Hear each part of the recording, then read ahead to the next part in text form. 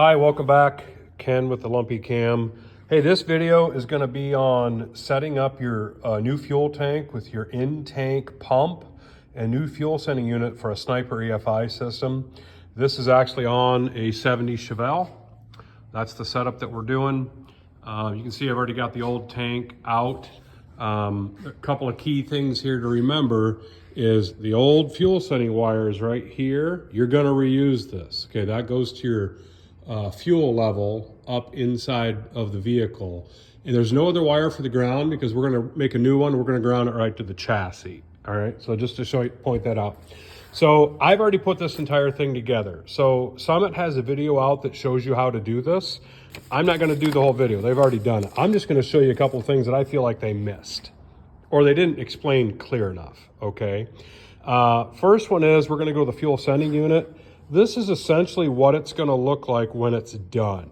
They send you a rod that is probably, this long. It has this bar that is attached onto this bar because this can go up to a really deep tank. On this Chevelle, you can see that tank is only 6 inches, right? So we don't need the extra bar. You take that out and you get rid of it. You have to cut this rod down and get it set so that the very top of that ball is just about 1/8 of an inch under the very bottom of this where it sits at, because this gasket's going to go there and do all that. Now the other thing that they don't really tell you is how to put that. So you can see here it's the rod is centered inside of the ball. The back side of the ball is straight across. It's not angled or cocked. Because if you turn this ball, it changes the placement of the float level on that. So make sure that you're doing that the correct way. Other than that, make sure you got your gasket on. And then as you go to stick this inside the tank, now you see I got a black mark right there. And I've got a black mark right there. These holes are not, symmetrical. They only go one way. So if you try to put this in a different way and you're fighting with it, trying to figure it out, as you're trying to fit this ball in and do the whole thing, don't do that. Line it up first, figure out where your mark goes, do that. You can see my ball goes to the left, and there's a baffle in this tank, goes right down the middle. So it can't go this way, it'll hit the baffle. So pre-plan that a little bit.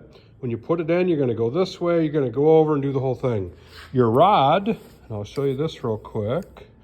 Your rod cannot really go past that point. Because if you're looking at this line right here, come straight down, that hole is only so wide. They give you a little divot on each side to fit it in, but that's it. You can't just leave an extended amount of piece outside of here. Now this bottom plate, you can cut that off shorter if you want. You just have to make sure that the overall length of this is not deeper than what the tank is. Okay, and where that's going to sit, which is here, I've already measured it and put it in. I didn't want to go any lower because I don't want to separate these two bars. You'll see where it bolts on when you're doing your own. You'll see that. As far as the fuel pump goes, same thing. You have to look at the overall placement of the fuel pump. Now, fuel pump goes on the right side. You'll see there's two different size holes there. Fuel pump goes on the right side. Okay, because again, there's that baffle right in the middle. You can't turn this the other way and have it go that way. It's got to go that way. A couple other things they don't point out in the video. He's got some electrical connectors right here where these go.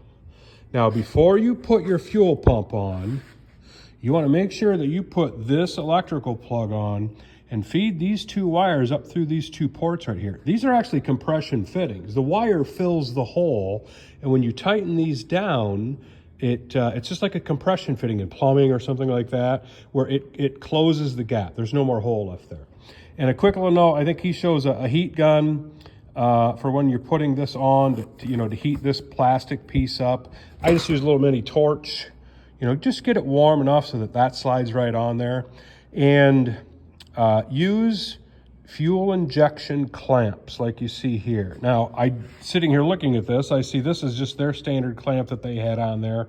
I checked it, it's already snug and it's good there, but use fuel injection clamps. You can buy a whole kit. They come in about any size that you need. for about every size fitting that you're going to get. They'll hold up much better.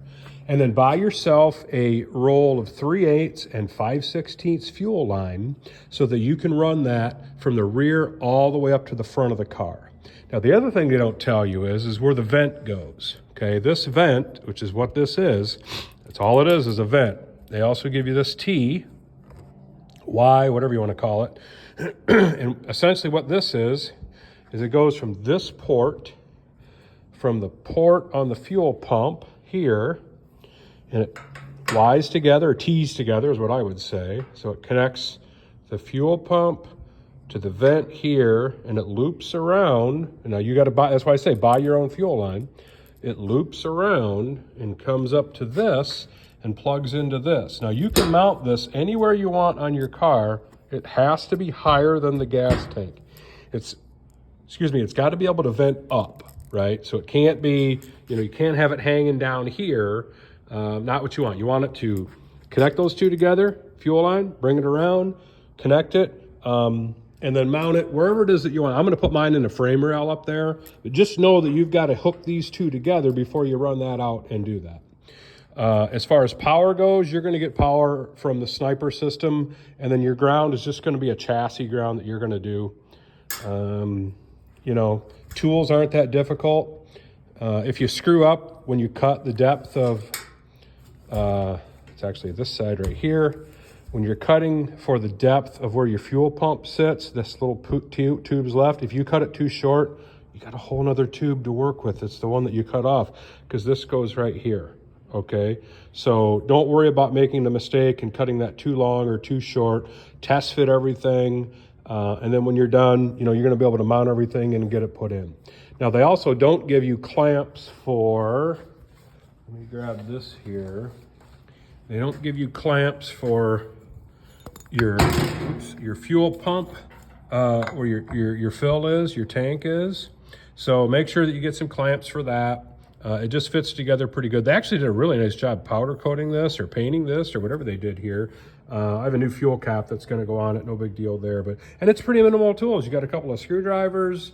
You got a tubing cutter, a marker to make your marks and stuff on, and then a little torch and a tape measure to figure out,